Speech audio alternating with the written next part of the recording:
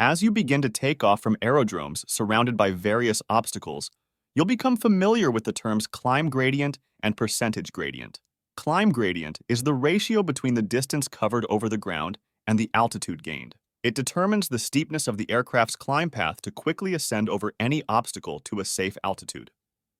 To calculate the climb gradient, you divide the obstacle height above the aerodrome's elevation by its nautical mile distance. For example, let's say we have a 1,000-foot obstacle to clear which is 5 miles from the airport. So 1,000 feet divided by 5 will get you a result of 200 nautical miles.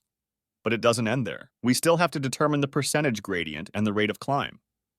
To calculate the percentage gradient, we have to divide the climb gradient by 60, but in our case, it's 200 divided by 60, and that will give us a percentage gradient of 3.3%. Now for the rate of climb, we simply multiply the percentage gradient by our true airspeed. Let's say our true speed is 120 knots. Then to calculate the rate of climb, we'll multiply 3.3 by 120 to get a climb rate of 400 feet per minute. Thanks for watching. Please like and subscribe for more aviation insights.